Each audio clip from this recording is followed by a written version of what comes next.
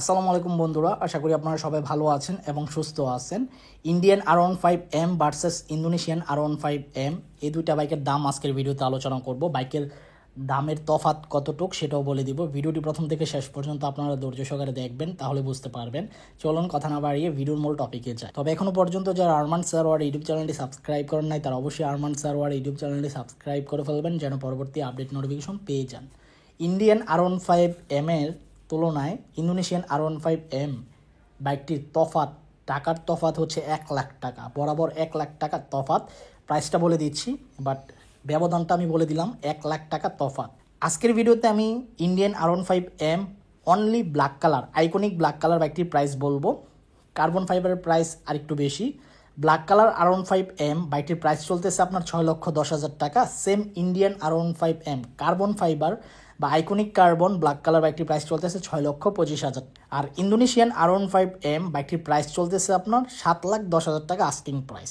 Black iconic বাইকটির সাথে Indonesian R15M বাইকটির তফাৎ হচ্ছে 1 লাখ টাকা ব্যবধান। কার্বন ফাইবার বাইকটির সাথে আপনার ইন্দোনেশিয়ান R15M এর বাইকটির তফাৎ হচ্ছে 85,000 টাকা। তো বুঝতেই পারতেছেন বাইকের দামের তফাৎটা কতটুকু। সেম কালার, সেম ডিজাইন, সব কিছু সেম, জাস্ট পার্থক্যটা কোন জায়গায় জানেন? চেঞ্জ পকেটের পার্থক্য, টায়ার যেটা আছে এটার পার্থক্য, বডি প্লাস্টিকের কোয়ালিটির মধ্যে পার্থক্য আছে, তারপর হচ্ছে পায়ের পাদানির মধ্যে পার্থক্য আছে কিছুটা, এবং ইন্ডিকেটরের মধ্যে পার্থক্য আছে কিছুটা। ইভেন ভিতরে কিছু জিনিস আছে, এগুলোর মধ্যে কিছু পার্থক্য আছে, সেন্সর। এগুলা কাটিং কুটিং করে কিন্তু ইন্ডিয়ান বাইকের দাম কমানো হয়। এবং ইন্দোনেশিয়ান বাইক কিন্তু মূলত ইন্দোনেশিয়ান বা থাইল্যান্ড এডিশন বাইক থেকে কিন্তু ইন্ডিয়ান বাইক কপি করে বাংলাদেশের বাজারে ছাড়ে। তাদের থেকে ডিজাইন নেওয়া, তাদের থেকে সব কিছু নিয়ে, মানে তারা কীভাবে আরও কমের জিনিস দিয়ে বাইকটিকে আরও কম দামে বাংলাদেশের বাজারে বা তাদের দেশে ছাড়তে পারবে, সেটা তারা চিন্তাভাবনা করে থাকে।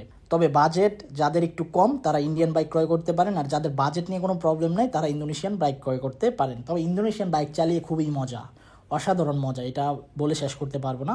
তো যাই হোক, এত টাকা দিয়ে বাইক ক্রয় করবেন অবশ্যই 5-6টি শোরুম যাচাই বাছাই করবেন। ইভেন বাইকের চারপাশ ঘুরে দেখবেন যে কোনো প্রকার বাইকের মধ্যে দাগ ক্র্যাচ আছে কিনা, যদি থাকে তাহলে চেঞ্জ করে অন্য আরেকটা নেওয়ার চেষ্টা করবেন। পলি অবস্থায় যে বাইকটি থাকবে ওটা আনবক্সিং করে নিয়ে ফেলবেন। পাশাপাশি সার্ভিস সেন্টার তো আপনার দেখতেই হবে, এবং 2 বছরের রেজিস্ট্রেশন কত টাকা নেয়, 10 বছরের রেজিস্ট্রেশন কত টাকা নেয়, সেগুলো আপনারা যাচাই বাছাই করে তারপর বাইক ক্রয় করবেন। তবে অফিসিয়াল বাইক থেকে কিন্তু আনঅফিসিয়ালের রেজিস্ট্রেশন একটু খরচ বেশি, মানে 2-3 হাজার টাকা ব্যবধান থাকতে পারে। অফিসিয়ালের সাথে আপনি জাস্টিফাই করে পারবেন না। এই ছিল আজকের ভিডিওর আপডেট ইনফরমেশন। ধন্যবাদ সবাইকে ভিডিওটি প্রথম থেকে শেষ পর্যন্ত দেখার জন্য, এবং আল্লাহ হাফেজ।